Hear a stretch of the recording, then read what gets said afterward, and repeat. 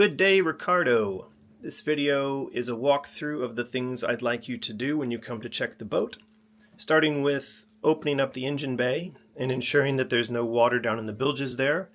Have a check of the oil, maybe every couple of times that you come, just to make sure that we've got sufficient oil in the engine when it's being started. Both engines should be started and run until they get up to an operating temperature. We'll go inside and look at the display in just a second. Turn them on.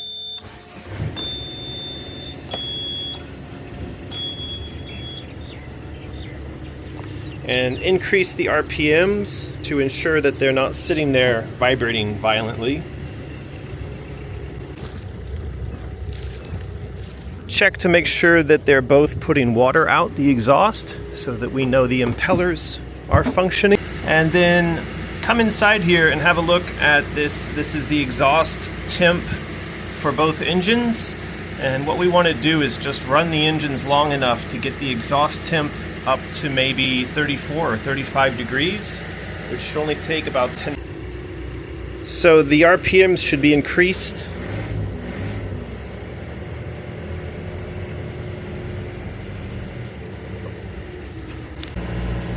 Get both engines up to around 1,500 to 1,600 RPMs, somewhere in that neighborhood.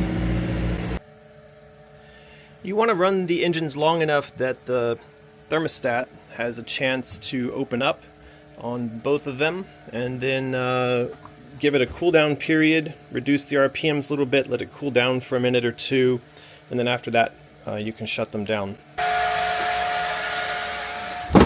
And make sure that you close the beds up when you're finished, because we don't want those hydraulic arms sitting there under pressure all the time. While the engines are running, you can do things like giving the toilets a flush. And as we talked about before, when you're finished, make sure you hit the fill.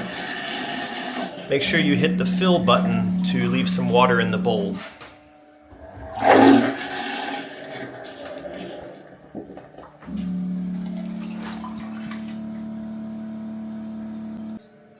You can also operate the water on both sides here to make sure that the pump is getting some action and that we're keeping this drinking water filter with some water running through it from time to time. I will leave all of this turned off, meaning that all the cabin lights, water pump, everything will be turned off. So when you come on the boat and when you want to use the fresh water, you'll need to turn that on. When you want to use the toilets, you'll need to turn those on. Leave this one turned on all the time, the USB ports and cooling fans, because that operates the cooling fans that keep the inverter and solar chargers cool.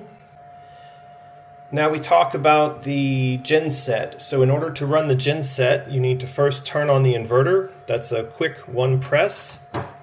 And you also need to turn on the AC outlets up here. Now you're going to use the hot water system for the load, but don't turn that on until the genset is running. To turn on the generator, first press the power button. And then press the start-stop button. That will start the generator up. As we mentioned, it's going to do a preheat phase where it runs the fuel pump, and then it should start up.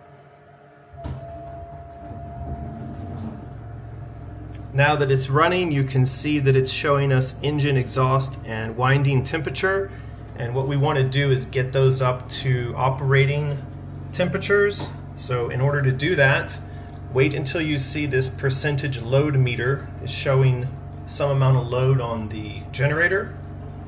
That's how you know that the inverter is coming online. And then once you see that, there it is.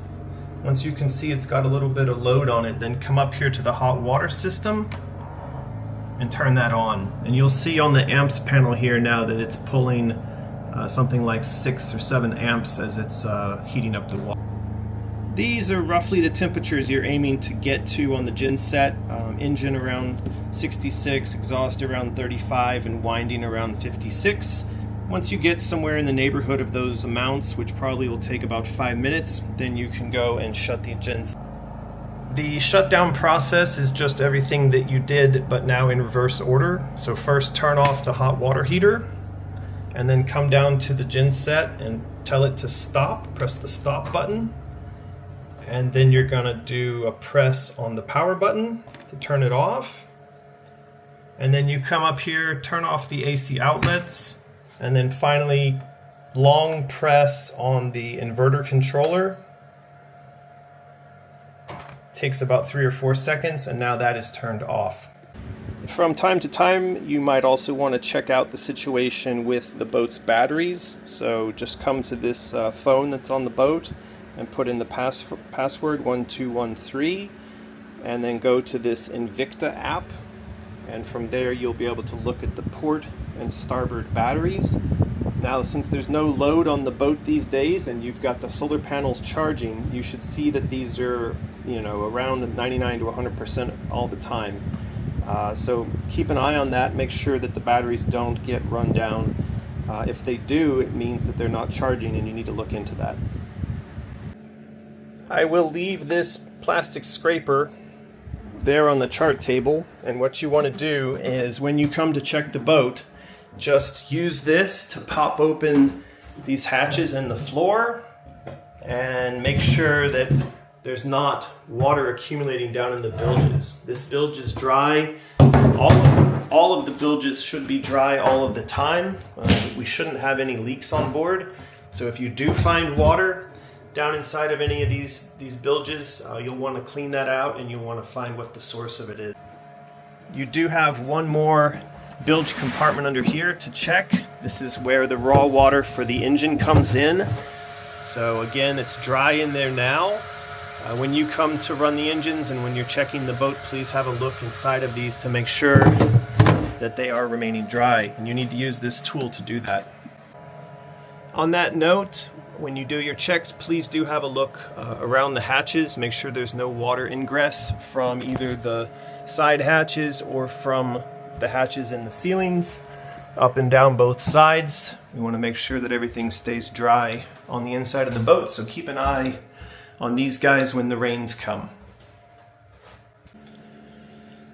One more item is the Autopilot, the steering system, hydraulic electric pump, and so you'll need to come here to turn on that pump, and then just go out to the cockpit and turn the wheel to get a little bit of movement on those hydraulic rams, and also using that pump.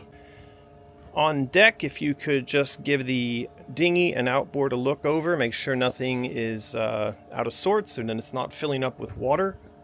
Have a look at these fridges in the cockpit, that they're not filling up with water. I'm going to leave them open for now, but you may decide to close them or cover them depending on what's going on with how much rain is. And up here at the front of the boat, if you could please open up these lockers and make sure that we're not getting water down in here.